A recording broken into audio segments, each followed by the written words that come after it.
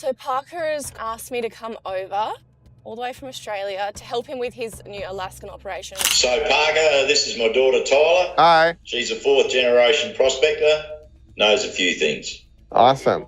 Not only did she strike gold, but she saved the season with a gem.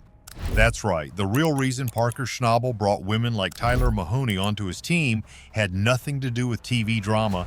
It was because they delivered quickly and with determination when it mattered most. These women weren't just tough, they made a difference. Tune in, because just when Parker thought everything was under control, a broken spring nearly wrecked the wash plant. The quiet strength behind Parker's gold wins. These hires weren't random, they were smart moves that paid off in real gold. And once you dig a little deeper, it starts to make sense why Parker brought them on. Take Tyler Mahoney. She's not just some lucky find, she comes from a long line of gold hunters back in Australia.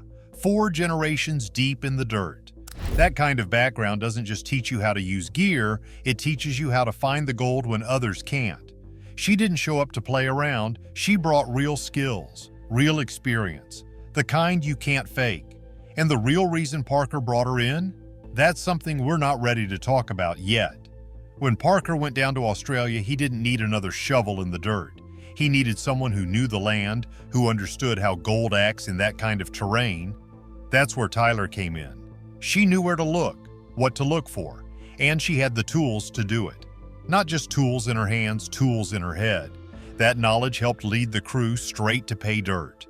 In one case, she pulled a serious nugget out of the ground. One of those pieces that reminds the whole crew why they're out there sweating in the first place.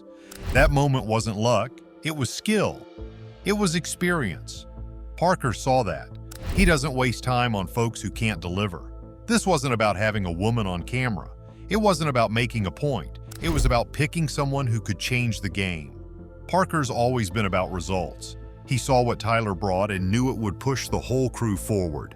Hiring people like Tyler changes more than just the daily grind. It changes the way the whole team thinks. Mining isn't just about muscle. It's about problem solving. It's about being sharp. When you bring in people with different ways of thinking, new ideas start popping up. New ways to look at old problems. Parker's not stuck in the past. He doesn't care who you are or what you look like if you can find gold. That's what makes his crew strong. He builds a team that covers each other's blind spots. One person might be great with the machines, another with the maps, someone else with reading the ground. Put that all together and you get a crew that knows how to work smart. And it's not just Tyler, there are others too. Parker keeps bringing in women who prove their worth, not with words, but with results. They get dirty, they put in the hours, they deliver, and when that gold hits the pan, no one's questioning why they were hired. Ashley Yulee joined Parker's team a while back. She might have looked like just another camera-ready cast member at first glance, but she wasn't there to smile for the lens. She got into the work. She ran equipment. She helped with cleanup. She pulled her weight in the pit, and she didn't complain when the hours got long and the bugs got bad. Parker needed someone steady, and Ashley held her own. Then there's Bree Harrison. She came in quiet but worked hard from day one. She had mechanical knowledge that made a difference when machines started acting up. Anyone can dig in the dirt, but when a dozer breaks down and you know how to fix it without calling for outside help, that saves time. And in mining, time is money. Bree didn't just help with equipment, she also worked through maps and data, spotting spots that others might have missed. These hires didn't just shift the mood, they changed the outcome. Gold totals went up. Breakdowns got solved faster. The crew started to operate smoother. When you bring people in who know what they're doing, results show up whether you talk about them or not. That's what was happening with each of these women. It also helped that these women didn't come in trying to prove something to anyone. They weren't loud, they weren't flashy, they just worked. They got the respect they earned by showing up and showing out day after day. Parker noticed. He doesn't miss things like that.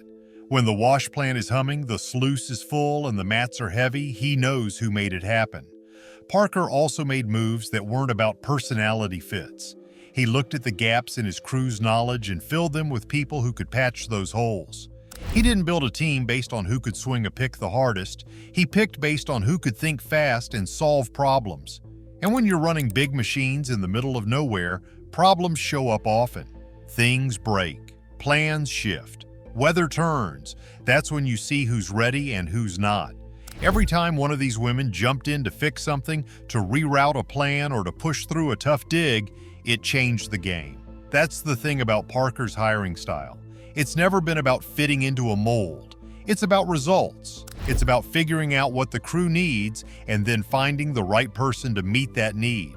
Whether that person is a man or a woman doesn't matter. What matters is if they can pull their weight. While the crew grinds in the Klondike, Parker sets his sights on new ground up north. The land that could save Parker's season. Halfway through the mining season, and Parker Schnabel is already feeling the heat. Things might be rolling along back in the Klondike, but he's running out of ground. Real pay dirt, the kind that puts gold in jars and keeps the machines moving. He's got 2 operations going and the crew is grinding, but the pay piles are shrinking fast. Time is not on his side. Parker is 27 years old and he's not one to sit still. When the dirt starts drying up, he gets on a plane. Destination: Alaska, not for sightseeing. He's chasing a shot at a gold-rich claim that could keep the whole mining season alive. It's a gamble, but that's the game. Parker started digging up there when he was a kid. Now he's back looking for better ground and bigger pay. The Klondike is getting crowded. Every miner and their dog is fighting to lock up land. Claims are going fast. If Parker doesn't land something now, he could be stuck. And stuck means finished. That's why he's flying into the interior, heading straight for a chunk of dirt with more history than most museums. This isn't just any visit. Parker's driving to see John Reeves. The man owns 20,000 acres of some of the richest gold land in Alaska. We're talking about claims where over 1/3 of all the gold that ever came out of Fairbanks was pulled. And not just what they got back in the old days, but what they missed too. There's still gold hiding in those hills, and Parker wants a shot at it. This isn't the first time Parker and John have talked. Last year, Parker made a handshake deal to mine on about 3,000 acres of that land. It was lined up to be a big move. Then the world shut down. Travel stopped, borders closed, and Parker never made it to Alaska. No crew, no gear, no digging. The deal sat on ice. Now he's back to try and bring it back to life. The catch is, John doesn't wait around. He's not the type to just hold ground for free. He's got a business to run, and he's got his son-in-law Drew helping him keep things tight. If Parker wants back in, it's going to take more than a smile and a story. Parker's not showing up empty-handed. He knows how this works. Deals don't move on promises. They move on gold. Parker's brought a bag with him. Inside isn't paperwork, it's weight. 100 ounces of gold, cold hard gold. That's about $180,000 just sitting there. It's not a bribe, it's a play, an upfront payment, a sign that he's serious. But before all that happens, Parker has to walk into the room and face the men who hold the keys. Drew is the first one there. He handles a lot of the business. John shows up a little later. He's the kind of guy who doesn't forget a thing, especially when it comes to land. There's no small talk, just business. Parker lays it out. He wants to pick up where they left off. He still believes in the ground. He still wants to drill it. He just needs a little time to prove it up. John listens. Then he puts it straight. He's not letting that land sit unless he's getting something for it. Not another handshake, not another promise. If Parker wants to tie it up, he's going to need to pay. Parker knows this was coming. That's why he brought the gold. He slides the bag across the table. No speeches, just results. John opens it. It's not a bottle of whiskey or some flashy gift. It's pure gold. 100 ounces. Clean, heavy, real. John lifts a piece and holds it up. No questions. Drew checks it too. It's all there. That gold isn't just for show. Parker says it's a royalty advance. If they start mining, it counts toward the land payment. If they don't, John keeps it. Simple. That's how the game works. John agrees, but there's one rule. Parker better show up next season with machines and people ready to dig. If he doesn't, the gold's gone and the land's off the table. Parker leaves with the land tied up, but he's 100 ounces poorer. That's the price of staying in the game. The land is rich in history, but no one knows what's left until the drills turn. It could be the big one, or it could be nothing. That's the risk. The pressure's on now. Parker doesn't just have a claim to chase, he's got to deliver. That means drilling the land, checking the pay streaks, and proving there's still gold down there. It's not enough to show up. He's got to bring results. Back in the Klondike, the crew is still digging, but Parker's mind is already up north. He's short on people, short on time, and burning through money. But he's locked in that land, and that might be the move that saves the season. He's betting that the old-timers didn't take it all, that under the silt and gravel there's still gold waiting.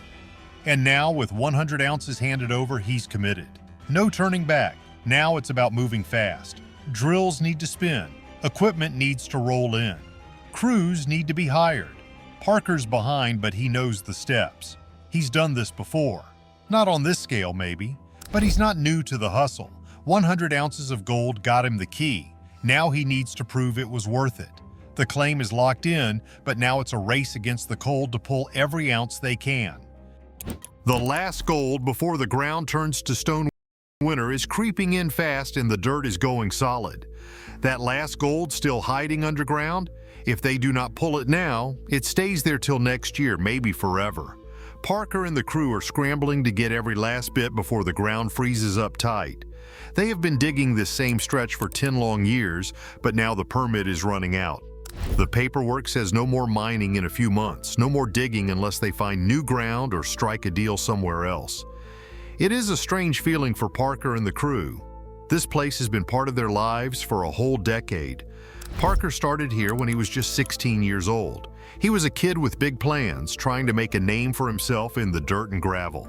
Since then, he and the crew have pulled more than 56,000 ounces of gold out of this ground. That gold is worth around $95 million today. It all came from this one spot on the Indian River. But now, they are shutting it down. Even with the permit about to end, they are still pushing. Every hour counts. Parker and Mitch are working through the night shift running the big red wash plant. They worked all day, and now they are back at it again after dark. They want to push the last of the pay dirt through before the sun comes up and the ground turns to stone. Things are getting harder by the minute. Then the feeder jams. Everything is wet and cold. The dirt is sticking like glue. It starts building up inside the machine, freezing into place. Parker is down there in the cold, trying to clear it out before it locks up solid.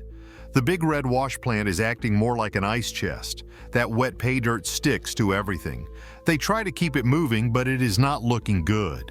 And then something breaks. One of the springs on the shaker deck snaps. That deck is the part of the wash plant that shakes the gold out from the rocks and gravel. It sits on 8 springs, and now one of them is done. Without all 8 working, the whole thing could shake itself into pieces. They need to fix it now or risk losing everything. If the wash plant shuts down for good, they might miss their shot at finishing the season strong. They call in the big excavator. It is a 480 class machine, and they use it to lift the shaker deck.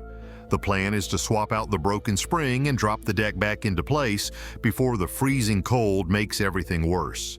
It is a tight job, heavy and dangerous. They need to move fast but not rush. Lift it up, slide in the new spring, then lower it down again. They get it done. The new spring goes in, the deck comes down, they fire up the wash plant again. The ground is still cold, but the machine starts shaking. Water flows, gold starts moving. The whole system groans but holds together.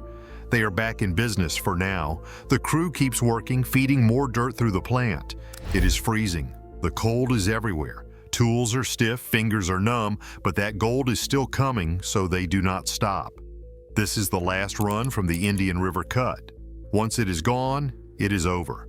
The last scoop goes through the plant.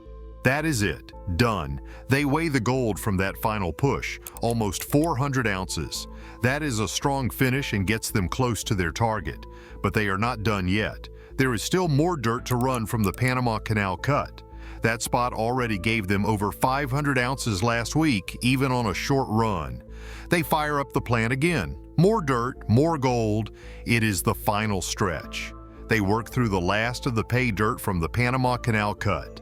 Shovels, loaders, machines, all working together to push the last rocks through the wash plant. They finish strong. Another 240 ounces come out in just 2 days. That gold is worth close to $410,000. Probably the best 2-day run they have ever had with one wash plant. They keep counting. The gold from the final week adds up. 6,293 ounces. That brings the full season total to 8,118 ounces. Just under 200 ounces short of their best season ever. They did not get a full 4-day run from that last stretch. The cold cut them short, but even with less time, they still pulled strong numbers. Every bit of gold counts. Every scoop of pay dirt mattered. The crew pushed hard all the way to the end. The ground is frozen now. Machines are quiet. The season is done. But the numbers are in. The dirt has been run. The gold has been pulled. That is the story of their last push on the Indian River, with winter right behind them every step of the way. The numbers are in, but here's the real question. Was it worth it? Risk, cold, and the grind for second place? Like, comment your take, and subscribe for more.